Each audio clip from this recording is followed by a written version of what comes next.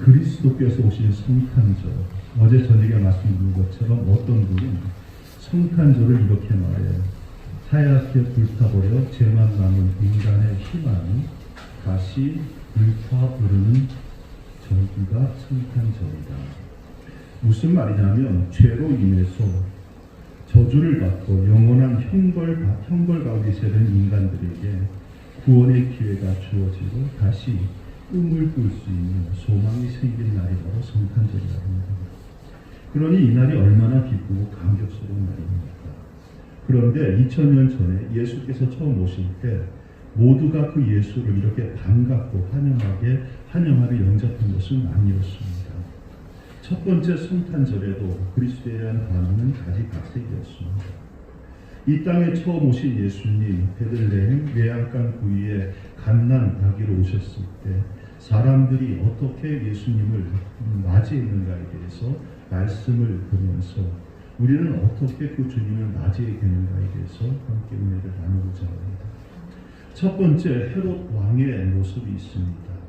헤롯 왕은 만왕의 왕이신 예수님이 탄생하셨다는 기쁘고 반가운 소식을 동방 박사들에게 가장 먼저 듣습니다. 그리고 그가 행한 일은 자신의 왕위를 위협할 줄 모르는 아기 예수를 죽이고자 하는 일이었습니다. 아기 예수가 성령의 인도를 받아서 이집트로 피신하고 나자 헤롯은 베들레헴의 어린아이들을 무참하게 학살하기 시작합니다. 헤롯 왕이 이처럼 잔인한 행동을 한 이유가 뭘까요? 자기의 왕위를 유지하기 위한 욕심 때문이었습니다. 시기와 질투와 증오감 때문이었습니다. 그러므로 우리는 이러한 헛된 욕심과 시기와 질투와 증오심을 버려야 합니다. 주님이 이 땅에 오신 것은 사랑과 평화를 가지고 이 땅에 오신 줄로 믿습니다. 그러기에 예수를 마음속에 모시고 그리스도인으로 살아가는 사람은 마음속에 헛된 욕심이나 시기나 질투나 증오심이 아니라 사랑과 평화를 가지고 살아야 된다는 말씀입니다. 두 번째는 대제사장과 서기관들이 있습니다. 대제사장과 서기관들은 헤롯 왕을 통해서 예수님이 탄생하였다는 기쁜 소식을 두 번째로 들은 사람들이에요. 헤롯 왕은 대제사장과 서기관들에게 동방의 박사들이 나를 찾아와서 유대인의 왕이 탄생했다고 하는데 그 위치가 대체 어디냐라고 질문을 합니다. 그러자 그들은 선지자들이 예언한 예언을 따라서 유대 베들레헴에 탄생하셨다고 답변을 합니다. 그런데 문제는 뭐예요? 그들은 하나님에 대한 종교의 전문가들이었지만은 실상 그리스도와는 무관한 사람들이었다. 그들은 현실에 만족하고 정치 권력에 아부하면서 종교의 기득권을 통한 안정을 누리는 사람들이었습니다.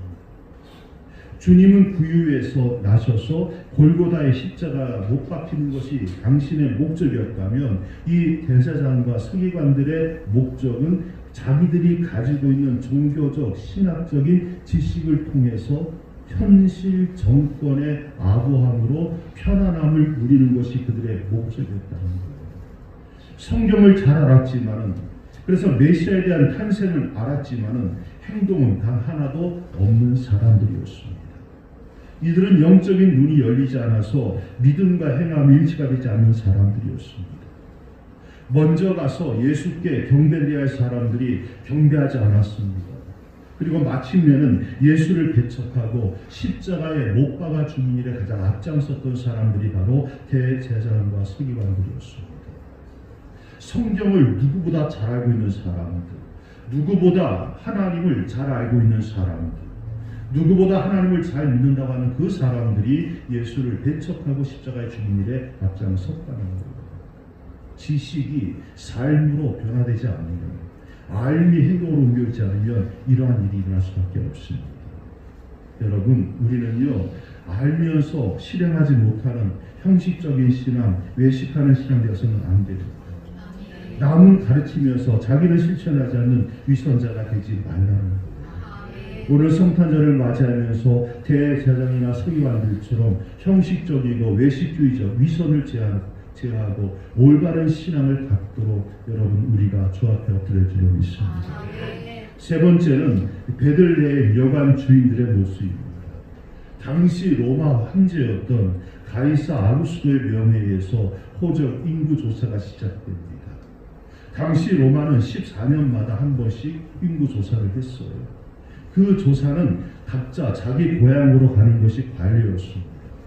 그래서 성령으로 잉태한 마리아는 난삭이었고 고향 베들레헴으로 왔는데 누구도 이들에게 방 한 칸 내어주지 않습니다. 베들레헴 여관 주인들은 그들 머리 바로 위에 있는 별 보지 못했고 곧 해산하여야 하는 위급한 산모도 눈에 보이지 않았다는 겁니다. 그들 눈에는 오직 뭐만 보였어요? 돈만 보였습니다. 그들은 돈을 택했고 그리스도를 배척한 사람을 대표주자입니다. 그만큼 세대의 각박함을 나타냅니다. 그들은 끝내 메시아의 예수 그리스도를 십자가에 못 박는 무리 중에 군중 중에 한 사람으로 등장합니다. 오늘 우리는 어떻습니까? 우리는 아기 예수를 만날 수 없을 정도로 매우 바쁘지는 않은지, 먹고 사는 일에 매여서 정말 중요한 일은 잊어버리고 살고 있지는 않은지, 인생에서 가장 중요한 것은 하나님께서 내게 맡겨주신 일을 위해서 사는 겁니다. 주님을 내 마음속에 모시고 인생길을 걸어가는 것이 그 무엇보다도 우선돼야 한다는 말씀입니다. 오늘도 주님은 우리에게 이렇게 묻습니다. 네 마음속에 들어갈 곳이 있느냐? 그때 우리는 원하기는 여관 불출들처럼 주님을 모실 빈자리가 없습니다 라고 답변하지 않기를 바랍니다. 또한 여관 주인들은 이유야를 막론하고 만삭이 되어서 곧 출산이 가까운 산모에게 방을 주는 것이 옳은 일이었을 거예요. 근데 그들은 그 배려마저 묵살하고 맙니다. 손님을 열심히 대접하다가 부지불식간에 천사들을 대접한 경우를 성경에서 많이 봅니다. 그런데 이 여관 주인은 메시아께 자기 방을 내줄 수 있는 기회를 놓치고 마는 거죠. 우리 믿는 사람들은 항상 사랑을 베풀고 나그네를 대접하고 작은 사람들을 돕는 것을 기쁨으로 여기고 실천해야 되는 사람들입니다. 왜냐하면 주님께서 마태복음 25장 40절에 너희가 여기 내 형제 중에 지극히 작은 자 하나에게 한 것이 곧 내게 한 것이니라 라고 말씀하셨기 때문에 그렇습니다. 여러분, 내 주변에 아무도 돌보지 않는 제외된 약하고 초라한 사람들에게 내가 하는 것이 곧 예수께 한 것이다 라고 주님은 말씀하고 있다는 거예요. 그런데 여러분, 그 여관 주인들은요, 사랑을 베푸는데 무관심했기 때문에 불쌍한 사람이 되고 만 거죠. 무관심, 이게 문제예요. 진리에 대한 무관심, 하나님 나라에 대한 무관심, 위의 것, 영원한 것에 대한 무관심, 이것이 문제의 근원이라는 거죠. 자녀에 대한 무관심이 문제아를 만듭니다. 사회에 대한 무관심이 이 사회를 불의한 사회로 만듭니다. 교회에 대한 무관심이 교회를 병들게 합니다. 여러분, 무관심은 다른 말로 사랑이 없다라는 증거입니다. 무관심이 어떤 사람을 지배하게 되면 그 사람은 살았지만은 죽은 것과 다를 바 없는 상태가 되고 만다는 거예요. 혹시 우리가 믿음 안에서 무관심한 자, 그래서 영원히 죽은 자가 아닌가 하는 것을 한번 생각해 보시기를 바랍니다. 그리고 마지막에 나오는 사람들이 동방박사와 목자들이죠. 그들은 예수님을 영접했을 뿐만 아니라 예수님을 찬양했고 또 그에게 황금과 유황과 모략을 선물로 드립니다. 여기 동방의 박사들은요, 페르시아에서 점성술을 연구하는 천문학자들로 이들은 하늘의 이상한 별빛을 보고 따라 예물을 들고 아기 예수께 경배하러 왔습니다. 그리고 양치던 목자들은 천사들이 전해준 소식을 듣고 달려와서 경배했습니다. 예물을 손에 든 귀한 박사들이나 지팡이밖에 없는 목자들이나 중요한 것은 뭐다? 아기 예수를 중심으로 경배함으로 복된 기쁜 성탄을 맞이할 수가 있었다는 겁니다. 동방 박사들은 아기 예수를 만나기 위해서 최선의 노력을 기울였습니다. 그들은 멀고 먼 동방에서 밤하늘에 별이 떠 있는 별이 인도해준 대로 정신없이 따라왔습니다. 험난한 여행길 무척이나 고생했을 겁니다. 그러면서 별이 보이지 않을 때는 별을 놓치는 아닌가 조바심도 쳤을 겁니다. 그런데요, 갑자기 예루살렘에 이르렀을 때 그 별이 사라져버리고 말더래요. 얼마나 당황했을까요? 그래서 이 박사들은 어디로 가요? 헤롯 왕궁에 가는 거죠. 그러면서 묻습니다.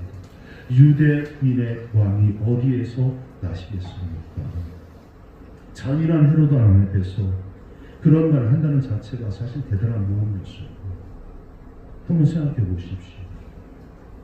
아주 폭군이야. 그런데 그 앞에 가서 묻는 거지. 차기 왕은 누가 할 겁니까? 똑같은 거예요. 목숨 걸자는 했는 거잖아요. 이 질문을 한다는 거지. 이거는 그들이 얼마나 아기 예수 만나는데 진심 있는가를 보여줘요.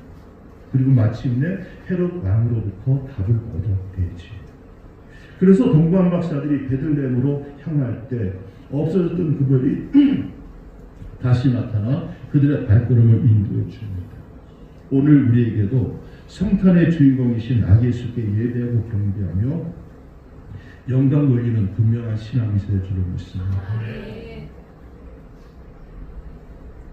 목자들은 어떻습니까? 누가복음 2장 16절 17절이니까 이렇게 말해요. 빨리 가서 마리아와 요셉과 그 위에 누인 아기를 찾아서 보고 천사가 자기들에게 이 아기에 대해 말한 것을 전하니라라고 했습니다. 이게 중요하죠. 우리는요, 잘 들으세요.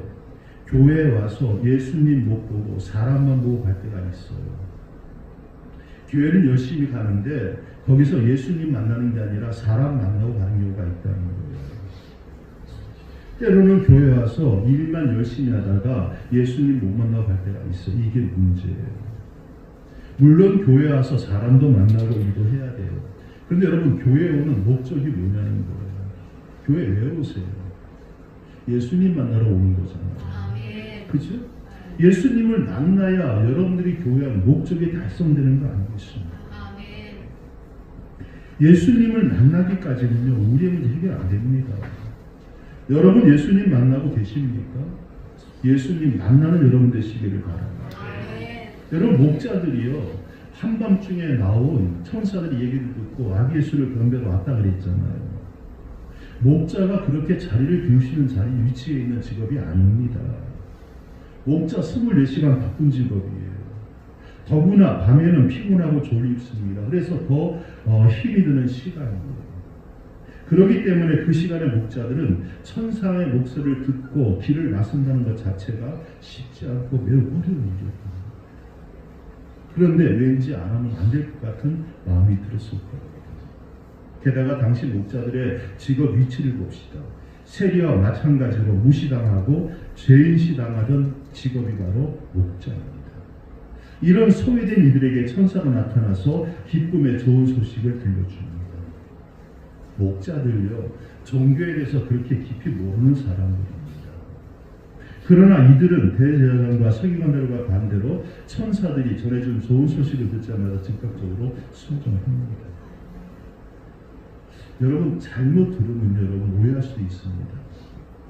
근데 저는 그런 생각이 들어요. 지식이 오히려 신앙을 망칠 수도 있다. 지혜가 있어야 되는데 지식만 잔뜩 머리에 집어넣게 되면 지식은 뭐 하는 거예요? 판단하게 만들어요. 예수님의 말씀은 판단의 대상이 아니라 순종의 대상인데 지식으로 많다 보니까 앉아서 판단하고 있어요. 재단을 해요. 깎아내요. 그러면서 이게 하나님이라고 말해요. 근데 여러분 이거 아십니까? 이것이 하나님이라 말할 수 있는 건 하나님이 아니게 됩니다. 왜냐? 하나님은 우리가 어떻게 규정할 수 있는 분이 아니십니다. 뭐하고 똑같냐면 이거하고 똑같은 거예요. 물 한 바가지 퍼서 산에 사는 산골짜 사는 자에게 보여줬더니 딱 찍어보면 그러는 거죠. 아, 바다가 이런 거구나. 그거 바다 아니에요. 바다 물뿐이지.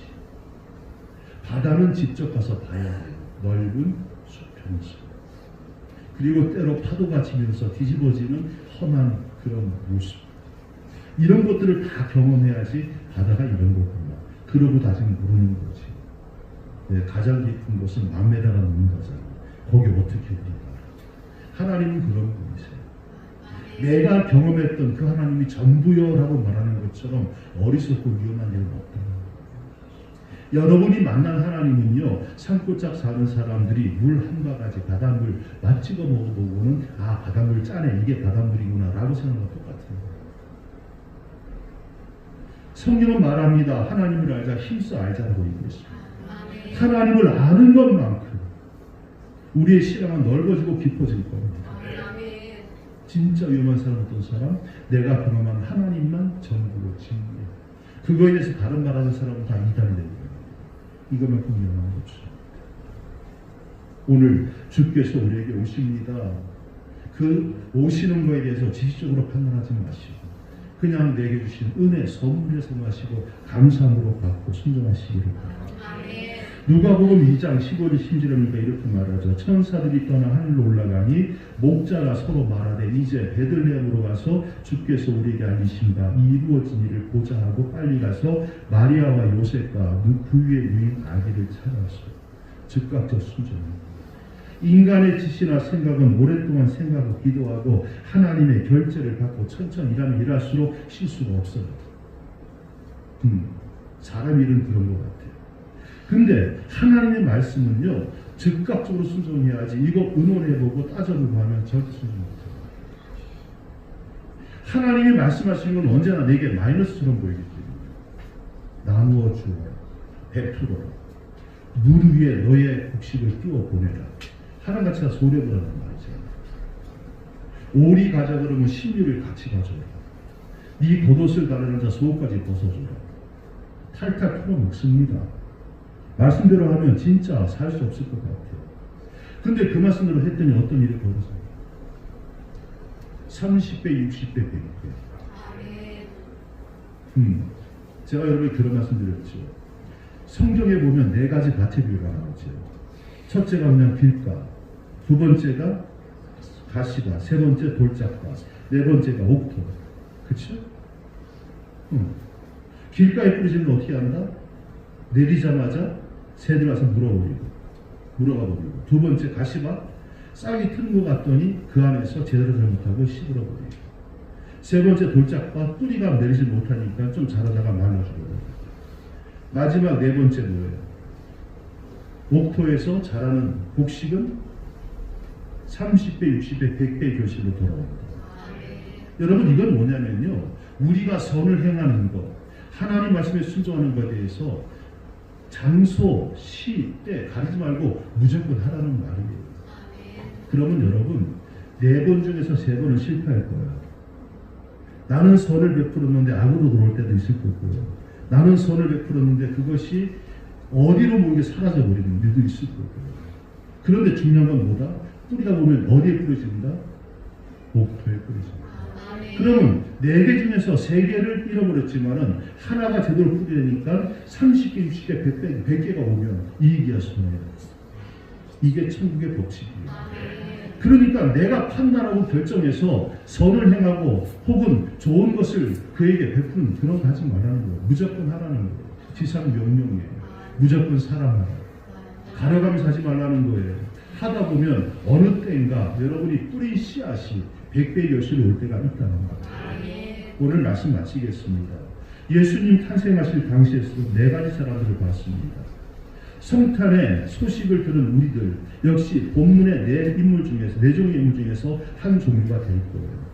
헤롯 왕과 같은 헛된 욕심과 시기와 질투를 가지고 이 딸을 맞이하는 사람이 있을 것이고, 제사장과 서기관들과 같이 알면서도 행하지 않는 외식과 위선적인 신앙으로 이 날을 맞는 사람이 있을 것이고, 베들레헴 여관 주인들처럼 자기 일에 바빠서 물질에 어두워서 예수님을 모시지 못하고 어려운 자들을 돌아보지 못하는 이기적인 사람도 있을 것이고, 반면에 동당 박사와 목사들 같이 예수님을 만나고 하지 않는 사모하는 마음이 있어서 예수님을 만나고 찾아뵙고 경배함으로 그 성탄의 아침을 가장 귀하게 보낸 사람도 있을 거라고. 선택은 여러분이 하신 문제입니다. 제가 말씀을 전하는 이거예요. 예수님 당시에도 이렇게 내부의 사람이 있었다면 오늘도 역시 내부의 사람들이 있을 거라고. 그들의 내부의 사람들에 대해서 결론은 여러분들이 역사 속에서 알고 있지 않습니까? 어떻게 끝나는지. 그렇다면 우리가 뭘 선택해야 될지는 역사가 가르쳐주는 교훈이 있을 거라는 거예요. 그걸 아는 게 지혜로운 거죠. 지혜로운 자 되시기 바랍니다. 내가 오늘 2024년 성탄절을 맞이할 때 나는 어떤 마음으로 이 성탄절을 맞이하고 지내야지 정말 성탄의 깊은 의미를 아는 것이고 제대로 된 기쁨을 누릴 자가 될 것입니다. 헤롯 왕처럼 혹은 대장과 바리새인들처럼 혹은 여관 주인처럼 혹은 동방박사와 목자들처럼 그 중에 한 명이 한 종류가 내가 선택해야 되는 모습이 있고 오늘 말씀을 통해서 들으시면서 나는 이거야. 못 먹어도 보여. 나는 죽어도 헤롯 왕이야. 하면 내가 할 말 없어. 나는 죽어도 돈이요. 여관 주인이요. 할 말 없어. 나는 손해본 것 같아도 피해를 봐도 나는 동방박사와 목자처럼 살 거야. 할렐루야. 그러니까 내가 어떤 걸 지금 추천하고 있는겨? 할렐루야가 추천하는 거예요. 그렇게 사시기를 축복합니다. 기도하겠습니다.